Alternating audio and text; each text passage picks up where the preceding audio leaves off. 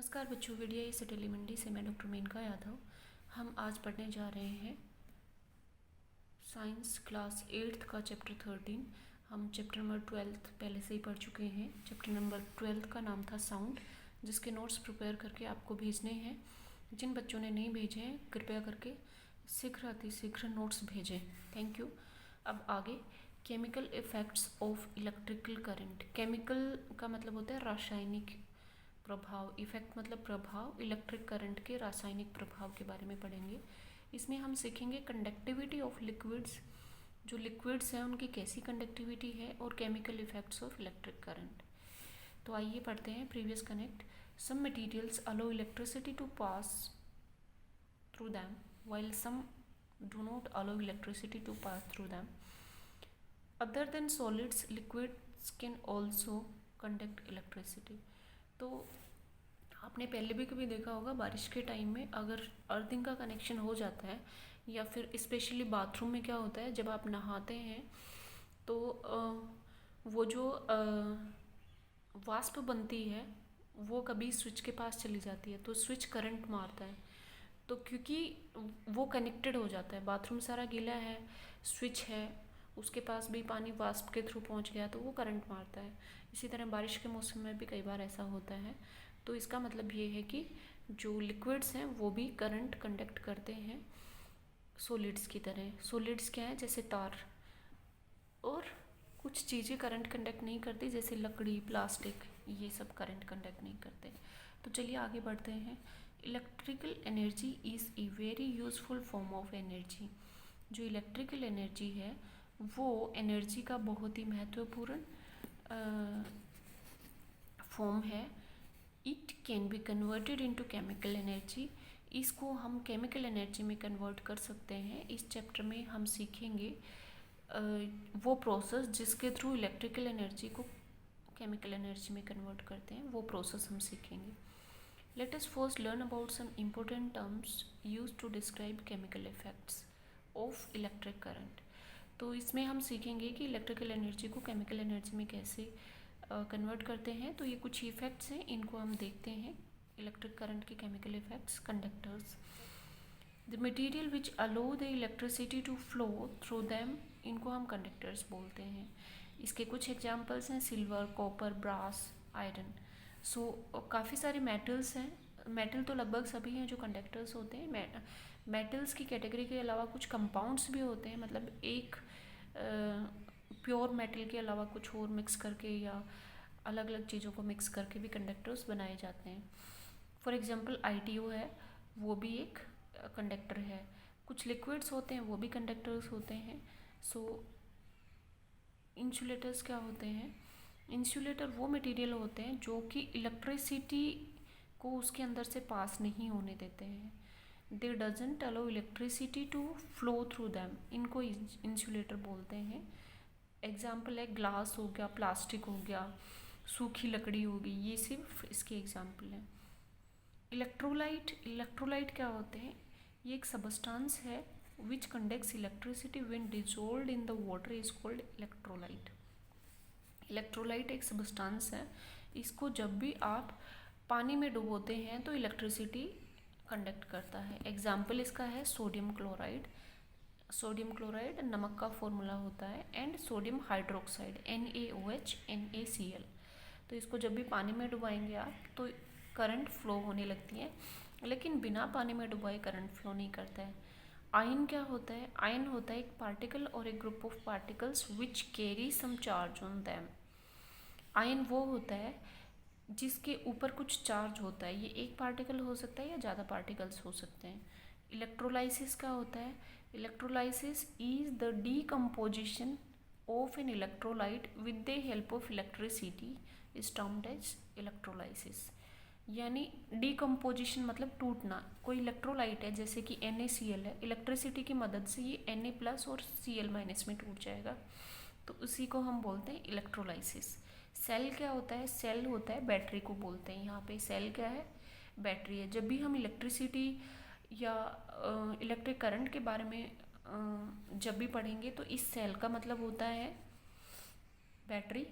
जब भी हम बायोलॉजी से रिलेटेड कोई भी चीज़ें पढ़ेंगे, हमारा शरीर कैसे काम करता है और ये तो इसी सेल का मतलब होता है कोशिका, जो कि किसी भी बॉडी का बहुत छोटा सबसे छोटी इकाई है, उसको सेल बोलते हैं। तो ये बात आपको ध्यान रखनी है। ए सोर्स ऑफ इलेक्ट्रिसिटी होता है सेल यानी बैटरी, जो छोटे छोटे सेल्स होते हैं ना, यहाँ पे ये मतलब है। तो ये क्या होता है, एक सोर्स ऑफ इलेक्ट्रिसिटी होती है। A combination of cells is called battery. बहुत सारे सेल्स को अगर मिला देते हैं, जैसे एक सेल मिला दिया, दूसरा, तीसरा, तो उससे बैटरी बनता है। ये एक एक्टिविटी है, ये आप घर पे कर लेना। आपके घर में बैटरी के ऐसे सेल्स मिल जाएंगे, तो उन सेल्स को लेकर आराम से आप ऐसे कुछ तार ले लेना और फिर ये एक छोटा सा बल्ब ले लेना। ये आपके घर में भी होगा, उसी बल्ब को उतार लेना, 0 वाट के बल्ब को उतार लेना, ठीक है। And then you can proceed. Conductivity of liquids. Liquids की कंडक्टिविटी, डिस्टिल वाटर और pure water is free from impurities. जो आपका प्योर वाटर होता है, डिस्टिल वाटर होता है, जिसमें कोई भी अशुद्धि नहीं होती, वो कंडक्ट नहीं करता, क्योंकि इसमें इम्प्योरिटीज़ नहीं होती हैं। इसीलिए पुअर कंडक्टर ऑफ इलेक्ट्रिसिटी, तो लगभग कंडक्ट नहीं करता है, या आप बहुत पुअर कंडक्टर बोल सकते हैं। However, water we get from the tap, ponds, river, lakes contains impurities such as salt, minerals. इसीलिए these are sources of good conductor of electricity.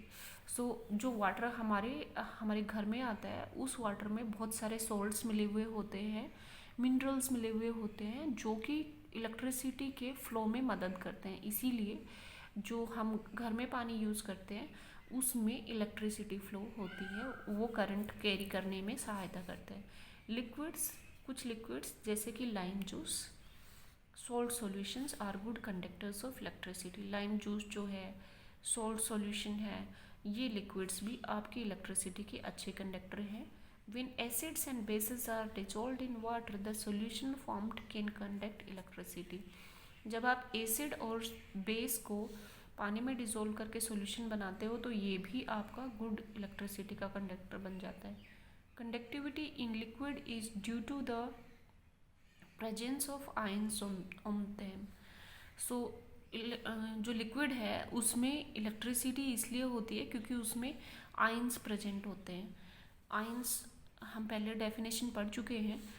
The ion can move freely in the liquid and are also known as charge carriers. क्योंकि ions जो हैं वो आराम से इधर उधर move करते हैं और चार्ज कैरियर्स भी कहलाते हैं, इसलिए यहाँ पर ये चार्ज कैरियर्स बन जाते हैं। The charge present on the ions can be positive और नेगेटिव। जो चार्ज के ऊपर आयन है वो आयन पर जो चार्ज है वो पॉजिटिव या नेगेटिव हो सकता है। तो ये दूसरा एग्जाम्पल है, ये भी आप घर पर कर देख सकते हैं। I am not going to explain this. Some liquids conduct electricity but the bulb of the tester doesn't glow when the free end of the testers are dipped in those liquids. कुछ liquids ऐसे होते हैं जो कि electricity तो flow करते हैं, लेकिन जब आप बल्ब जलाना चाहते हो ऐसे कनेक्शन करके तो नहीं जलता है। क्यों? The bulb glows when its filament gets heated. Bulb तभी जलेगा जब इसका फिलामेंट हीट होगा, मतलब इसमें पूर्णतः अच्छी हीट इसको मिलेगी। जैसे कि मान लीजिए कि आपने एक मोमबत्ती जला रखी है, उसके ऊपर तवा रख दिया और आप रोटी सेकना चाह रहे हैं, तो रोटी नहीं बनेगी ना। इसी तरह से, क्योंकि उसको अच्छी आंच चाहिए नीचे से, इसी तरह से इसको भी अच्छी करंट चाहिए, इलेक्ट्रिसिटी चाहिए, जिससे कि ये ग्लो हो जाए। As we know that the filament of the bulb gets heated due to the heat effect of current. Current का हीट इफेक्ट होता है I²RT, वो हम पहले ही पढ़ चुके हैं। उससे ये बल्ब जलता है। तो जब in this case it means that the current flowing through the circuit is not enough to heat up the filament. इसका ये मतलब है कि करंट कम फ्लो हो रही है, इसलिए वो फिलामेंट नहीं जल रहा है। It happens with some liquids which are not good conductors of electricity. तो कुछ लिक्विड्स होते हैं जो अच्छे कंडक्टर्स नहीं हैं, तो करंट कम हो जाती है उनसे। To check the flow of current electricity from these liquids, simple testers are used. So simple testers होते हैं, उनको यूज़ किया जाता है। These testers can detect even small amount of current flowing through the liquid. तो बहुत छोटी current होती है, उसको भी ये डिटेक्ट कर सकते हैं क्योंकि इनमें एक एलईडी होती है, एलईडी में कम लाइट लगती है, तो इसलिए ऐसा हो जाता है। LED light emitting diode and a magnetic compass are sensitive detectors that can detect very weak current। LED को जलने के लिए बहुत कम करंट चाहिए, तो अगर बहुत कम करंट है तब भी ये ग्लो कर जाता है। तो इनमें से कोई एलईडी आप यूज़ कर लीजिए, बाज़ार में 2-2 रुपए की मिल जाती है, स्कूल में भी पड़ी हुई है अगर आप टेस्ट करना चाहें तो। LEDs, it is an electric device that starts emitting light even when a weak current flows through it। LED क्या है? एक इलेक्ट्रिकल डिवाइस है, ये लाइट इमिट करती है, मतलब रोशनी देती है। एलईडी के बल्ब जो ही होते हैं आपके, जब इसमें से करंट फ्लो होगी तो ये रोशनी देती है। इट हैज़ 2 लीड्स, 2 लीड्स होती हैं, एक बड़ी और एक छोटी। ये देखिए, एक बड़ी और एक छोटी। जो बड़ी है वो पॉजिटिव से कनेक्ट करनी है आपको, और छोटी है वो नेगेटिव से कनेक्ट करनी है। लेकिन आप एलईडी को डायरेक्टली कनेक्ट करेंगे, बैटरी का वोल्टेज ज़्यादा है तो प्रॉब्लम होगी, इसीलिए साथ में एक रजिस्टर कनेक्ट करना ना भूलें, अदरवाइज बैटरी जो आपका सेल है वो इसको ख़राब कर देगा। एलईडी डिफरेंट कलर्स में अवेलेबल है, ये आप देख सकते हैं, और आप जो दिवाली पर लाइट लगाते हैं उसमें भी ये सब कलर की एलईडीज अवेलेबल होती हैं। मैग्नेटिक कंपास, मैग्नेटिक कंपास कुछ ऐसा होता है, if a magnetic compass is placed near a current carrying wire it gets deflected. अगर करंट कैरिंग वायर के पास मैग्नेटिक कंपास यूज़ करेंगे तो ये डिफेक्टेड, मतलब अपनी पोजीशन चेंज करेगा। इसको बोलते हैं magnetic effect of the current. क्योंकि मैग्नेटिक कंपास जो है वह किससे अफेक्टेड होगा? सिर्फ मैग्नेट से अफेक्ट होगा। तो इसका मतलब जो करंट जा रही है जिस वायर में से, उसमें भी मैग्नेटिक इफेक्ट है, इसी को हम magnetic effect of the current बोलते हैं। ए magnetic compass can defect very weak current also.